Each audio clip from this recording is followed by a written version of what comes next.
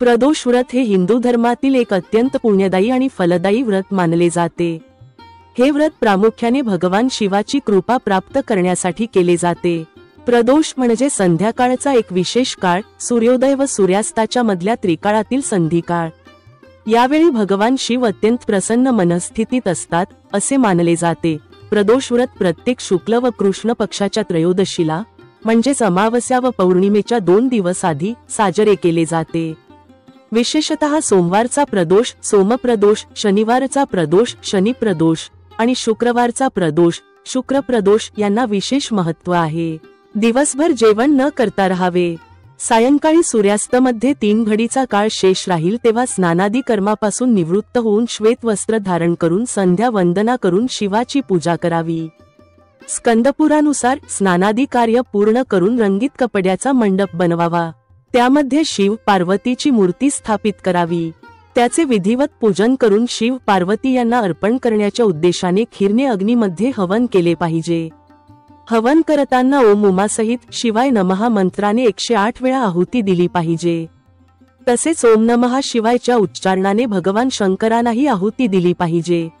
हवनच्या शेवटी ब्राह्मणांना दान केले पाहिजे। ब्राह्मणाच्या अनुमतीने आपल्या बांधवासोबत शंकराचे स्मरण करून वृत्तीला जेवण केले पाहिजे। अशा प्रकारे अध्यापन करून वरती पुत्र पौत्रादी से युक्त होतो, तसेच आरोग्य लाभ मिळतो। पूर्वीच्या काळी एक ब्राह्मण कन्या होती। तिला 2 मुले होती। ती ब्राह्मणी अत्यंत गरीब होती।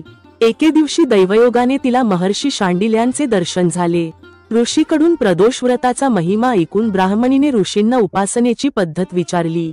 तिच्या भक्तीने आणि आग्रहाने ऋषींनी ब्राह्मणीला शिवपूजेचे विधिवत पद्धत सांगितली आणि ब्राह्मणीला ऋषी म्हणाले, पुत्री तू तुझ्या 2 पुत्रांनाही शिवाची पूजा करायला सांग।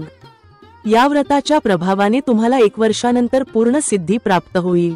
ती ब्राह्मण स्त्री महर्षी शांडिल्यांचे म्हणणे ऐकून त्या मुलांसह ऋषींच्या चरणी नतमस्तक होऊन म्हणाली, हे ब्राह्मण, आज तुझ्या दर्शनाने मला धन्यता प्राप्त झाली आहे। माझे हे 2 पुत्र तुमचे सेवक आहेत। तुम्ही माझा उद्धार करा।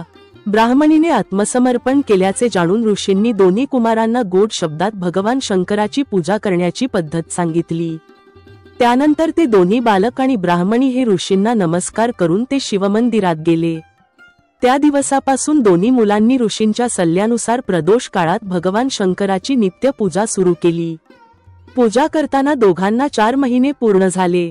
एके दिवशी राजसूताच्या गैरहजेरीत शुचिब्रत नदीच्या काठावर स्नान करण्यासाठी गेला आणि तेथे जलक्रीडा करू लागला।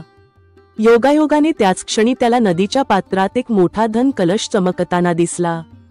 तो कलश पैशाने भरलेला पाहून शुचिब्रत खूप आनंदित झाला। त्याने तो कलश आपल्या डोक्यावर ठेवला आणि घरी आणला। कलश जमिनीवर ठेवून तो त्याच्या आईला म्हणाला, हे आई, भगवान शिवाची महिमा तर बघ। देवाने मला या भांड्याच्या रूपात अफाट संपत्ती दिली आहे। त्याची आई कलश पाहून आश्चर्यचकित झाली आणि तिने राजकुमाराला बोलावून म्हटले, बेटा, माझे ऐका। तुम्ही दोघेही हे धन समान वाटून घ्या। आईचे बोलणे ऐकून शुचिब्रत खूप आनंदी झाला, पण राजसूताने आपली असहमती व्यक्त केली आणि म्हणाला, आई, तुझ्या मुलाच्या पुण्यामुळेच ही संपत्ती मिळाली आहे। मला यात कोणताही भाग घ्यायचा नाही, कारण माणूस स्वतःच्या कर्मांचे परिणाम भोगतो। अशा प्रकारे त्यांनी त्याच घरात 1 वर्ष शिवाची पूजा केली। एके दिवशी राजकुमार वसंत ऋतूमध्ये ब्राह्मणाच्या मुलासोबत जंगलात भटकंती करण्यासाठी गेला। जेव्हा ते दोघीही जंगलापासून खूप दूर गेले तेव्हा त्यांना तिथे शेकडो गंधर्व कन्या खेळताना दिसल्या। गंधर्व मुलींना खेळताना पाहून ब्राह्मण कुमार राजकुमाराला म्हणाला, मुली इथे खेळत आहेत म्हणून आपण तिथे पुढे जाऊ नये, कारण त्या गंधर्व मुली खूप लवकर मानवांचे मन जिंकतात। म्हणूनच मी या मुलींपासून दूर राहीन। पण राजकुमाराने तिच्या बोलण्याकडे दुर्लक्ष केले आणि निर्भयपणे मुलींच्या विहारात 1 तास गेला। त्या सर्व गंधर्व मुलींमधली सर्वात सुंदर अशी मुख्य सुंदरी त्यावेळी आलेल्या राजकुमाराला पाहून तिच्या मनात विचार करू लागली की कामदेवासारखा देखणा असलेला हा राजकुमार कोण आहे। त्या राजपुत्राशी संवाद साधण्यासाठी सुंदरीने तिच्या मैत्रिणींना सांगितले की मैत्रिणींनो, तुम्ही सर्वजण जवळच्या जंगलात जा आणि अशोक, चंपक, मौलसिरी इत्यादींची ताजी फुले तोडून आणा। तोपर्यंत मी तुमची वाट पाहत इथेच थांबेन। ती गंधर्व कुमारीचे बोलणे ऐकून सर्व मैत्रिणी तिथून निघून गेल्यात। तिच्या मैत्रिणी गेल्यानंतर गंधर्व मुलगी स्थिर नजरेने राजकुमाराकडे पाहू लागली। त्यांच्यात परस्पर प्रेमाचा संचार होऊ लागला. गंधर्व मुलीने राजकुमाराला बसायला आसन दिले. प्रेमलापमुळे ती सुंदर स्त्री राजपुत्राच्या सहवासा व्याकुळ झाली आणि राजपुत्राला प्रश्न करू लागली, हे कमळासारखे डोळे असलेल्या तू कोणत्या देशाचा निवासी आहेस? तू इथे का आलास? गंधर्व कन्येचे म्हणणे ऐकून राजकुमाराने उत्तर दिले, मी विदर्भराजचा पुत्र आहे.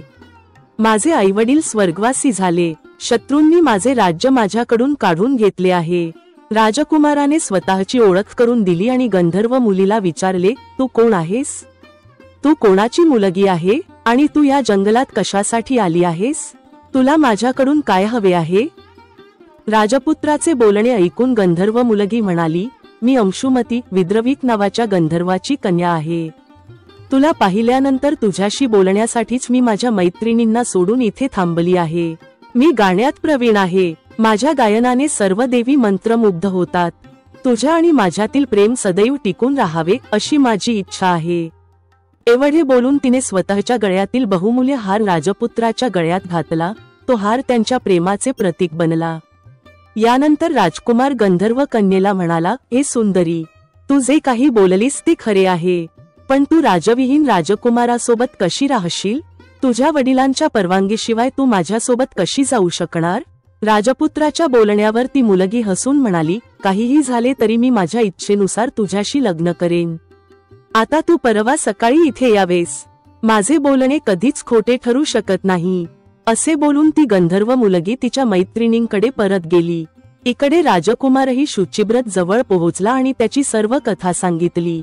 त्यानंतर दोघेही घरी परतले. घरी आल्यावर त्यांनी ब्राह्मणीला सर्व काही सांगितले, जे ऐकून ब्राह्मणी ही आनंदित झाली. ठरलेल्या दिवशी तो गंधर्व कन्येद्वारे राजकुमार शुचिव्रत सह त्याच वनात पोहोचला. तेथे पोहोचल्यावर त्यांना गंधर्वराज आपली कन्या अंशुमतीसह उपस्थित होते आणि त्यांचीच वाट पाहत बसलेले दिसले. गंधर्वांनी त्या दोन कुमारांना नमस्कार करून एका सुंदर आसनावर बसवले आणि राजकुमाराला सांगितले, मी परवा कैलाशपुरीला गेलो होतो. तेथे भगवान शंकर पार्वती समवेत बसले होते. त्यांनी मला त्यांच्याकडे बोलावले आणि म्हणाले, पृथ्वीवर धर्मगुप्त नावाचा राजकुमार त्याचे राज्य गमावून फिरत आहे. शत्रूंनी कुमारांच्या वंशाला नष्ट केले आहे. तो कुमार माझी सदैव भक्तिपूर्वक सेवा करत आहे. म्हणून कृपा करून शत्रूंना पराभूत करण्यासाठी तू त्याची मदत कर. या कारणाने भगवान शंकराच्या आज्ञेने मी माझी मुलगी अंशुमतीला तुला अर्पण करतो. तुझे राज्य शत्रूंपासून तुला परत मिळवून देईल. या मुलीसोबत तुम्ही 10,000 वर्षापर्यंत सुख भोगूनही जेव्हा शिवलोकात तुम्ही परत याल तेव्हा सुद्धा याच रूपात माझी कन्या तुझ्यासोबत राहील. असे म्हणत गंधर्वराजांनी आपल्या कन्येचे लग्न राजकुमाराशी केले. गंधर्वराजाने आपल्या कन्येसोबत दास दासी आणि शत्रूंवर विजय मिळविण्यासाठी गंधर्वची चतुरंगिणी सेना पण दिली. राजकुमाराने गंधर्वांच्या सहाय्याने शत्रूंचा नाश करून आपल्या नगरात दाखल झाला. मंत्र्यांनी राजकुमाराला सिंहासनावर बसवून राज्याभिषेक केला. आता तो राजपुत्र राजपदाचे सुख उपभोगू लागला. ज्या गरीब ब्राह्मण स्त्रीने त्यांचे पालनपोषण केले होते तिला राजमातेच्या पदावर नियुक्त केले. तो शुचिव्रताला आपला धाकटा भाऊ बनवले. अशा प्रकारे प्रदोष व्रतात शिवपूजनाच्या प्रभावामुळे त्या राजकुमाराला दुर्लभ पद प्राप्त झाले. जो मनुष्य प्रदोष काळात किंवा नियमितपणे ही कथा ऐकतो तो निश्चितपणे सर्व संकटांतून मुक्त होतो आणि शेवटी सर्वोच्च पदाचा हक्कदार होतो. प्रदोष व्रताचे महत्त्व. या व्रताच्या पालनामुळे शिवशंकर आपल्या भक्तावर प्रसन्न होतात आणि त्यांच्या सर्व इच्छा पूर्ण करतात. पूर्वजन्मी किंवा या जन्मी केलेल्या पापांचे प्रायश्चित्त म्हणून हे व्रत अत्यंत प्रभावी मानले जाते. प्रदोष व्रत केल्याने शरीर निरोगी राहते व आयुष्याची वाढ होते असे धर्मशास्त्रांमध्ये वर्णन आहे. या दिवशी भगवान शिवाचे ध्यान, जप, स्तोत्रपठण केल्याने मानसिक शांती मिळते. प्रदोष व्रतामुळे कुटुंबातील वादविवाद, आर्थिक अडचणी व इतर समस्या दूर होतात.